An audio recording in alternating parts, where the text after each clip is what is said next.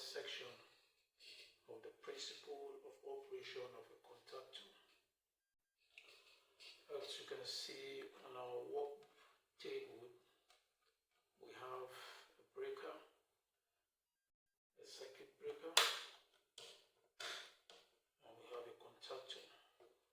One other thing I would like to explain before we really dive into the practical section is the fact that a contactor, like I said, has a coil, and based on the design of the coil, it can be able to take an alternating current, or it can be able to take a direct current. That is, there are certain contactors that are designed to be energized by an AC supply, that is an alternating current supply, while there are other contactors that are designed to be able to be energized by a DC supply, that is a direct current supply.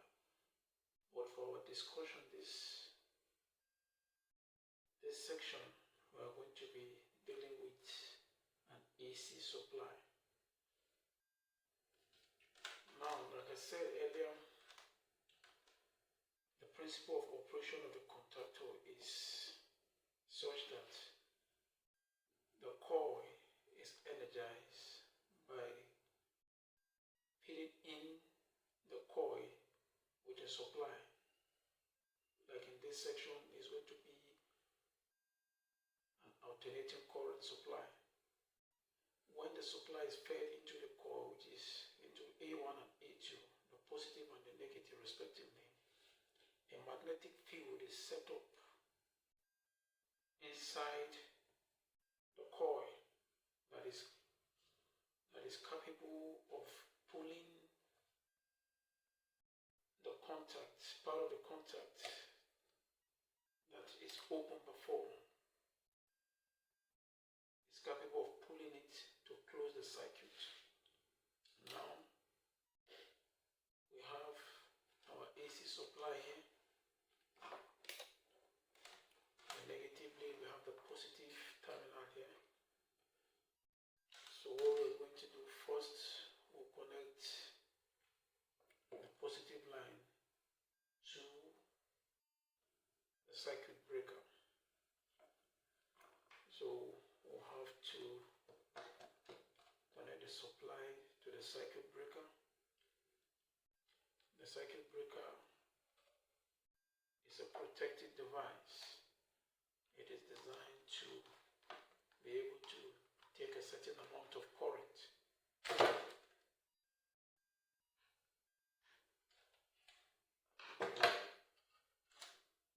When the current exceeds the rated current of the breaker have the ability to trip off. So it is a protective device that protects the circuit from excess current. So now I've connected the positive terminal. Like I said, the positive terminal is connected to A1. So the output of the breaker now will be connected to A1, which you have here.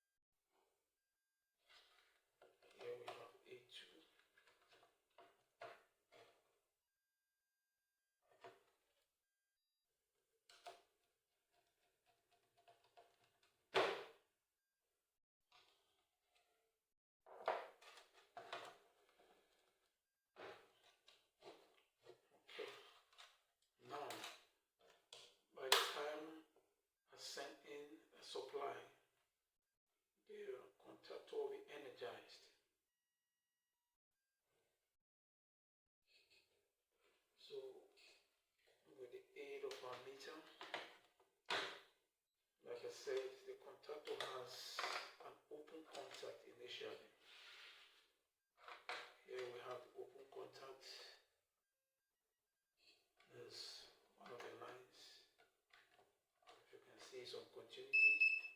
One will read, because it's open, there will be no continuity. There will be no continuity, as you can see.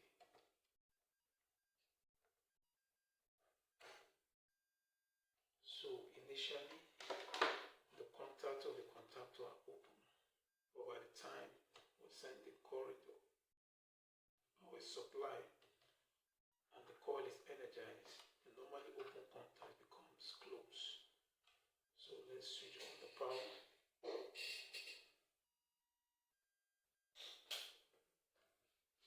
Now we have our breaker. It's off now, but by the time we switch it on, you can see, you can hear from the sound, the contactor is energized. Now the normally open contact becomes closed. Let's verify that. You can see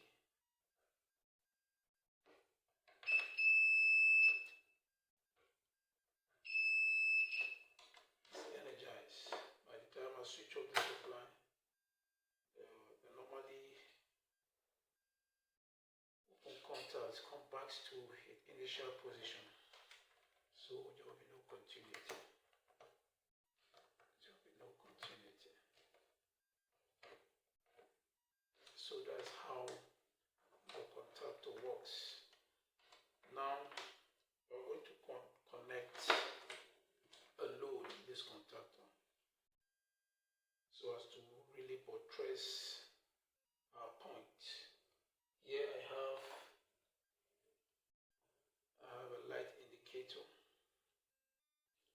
or indicator light. What I'm going to do here is I'm going to send in an input while I will connect one of these indicator light on the output to be able to explain to you how this particular device is capable of opening the circuit and closing the circuit. So let's do the connection. First we need to send in supply in here. So we're going to take supply from the breaker here.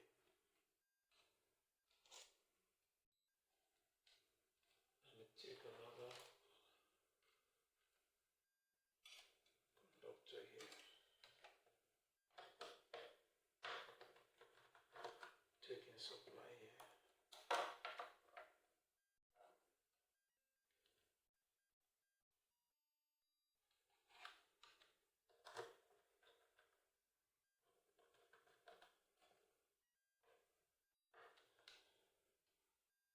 There's our live supply connected to one of the open contacts.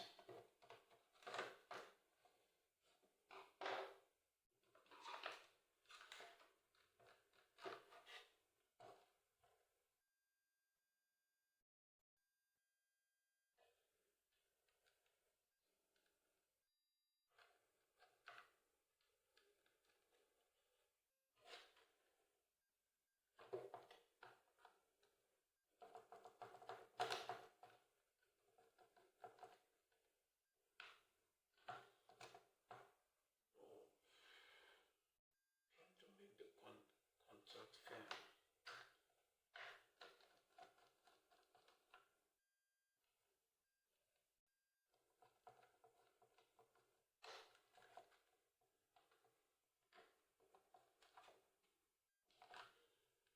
Okay, it's firm enough. Now the positive.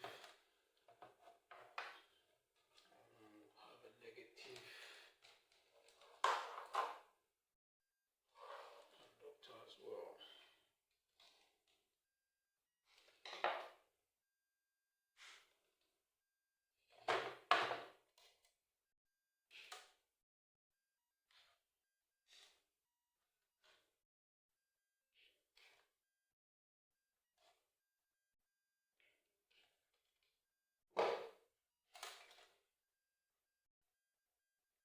So I'm going to tap from the A2, which is negative.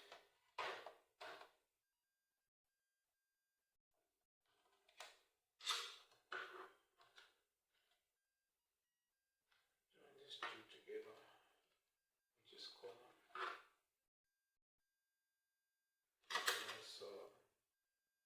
That's negative supply.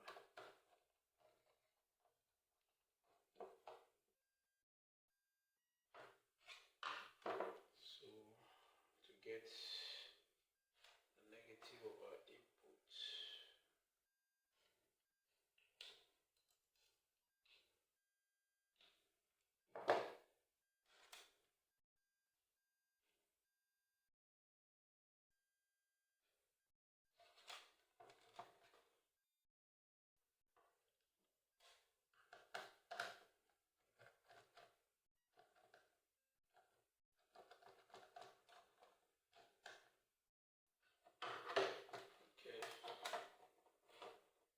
able now to get a positive and a negative input.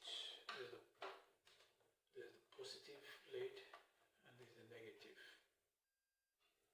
That's our input. Then on the output we will connect this light indicator.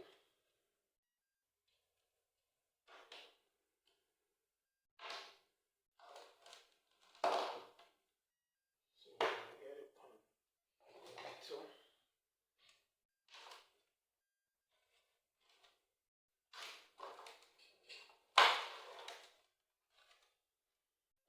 This indicator light has a positive and a negative terminal. You can connect it either way. It doesn't really have a polarity. You can take one of the contacts to be positive and the other to be negative. So this should be my positive connected to output here. On the positive line, you can see the first contact on,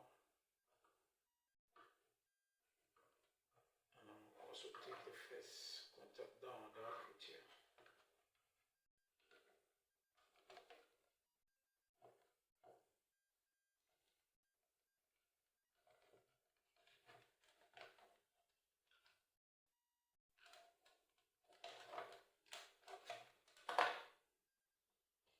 Take my negative.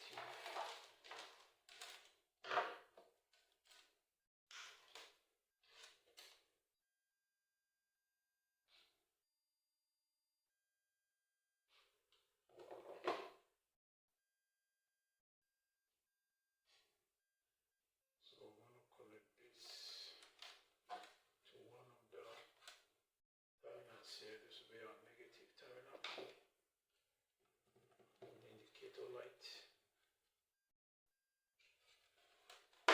Now I'm going to connect it to correspond with the negative we have on our input, which is with the second contact here. So here too to go the second.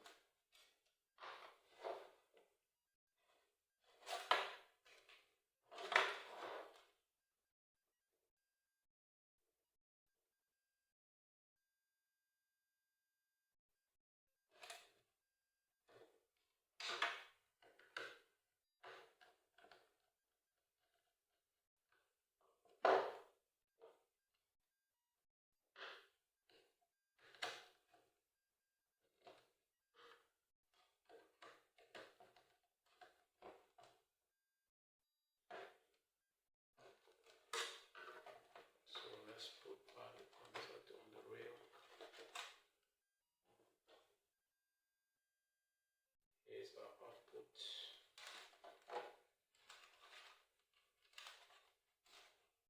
There are our inputs. So let's switch on the circuit. You can see the bulb is up.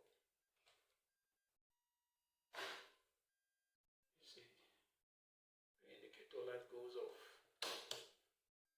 And only the indicator light comes up. When I'm off, it goes off.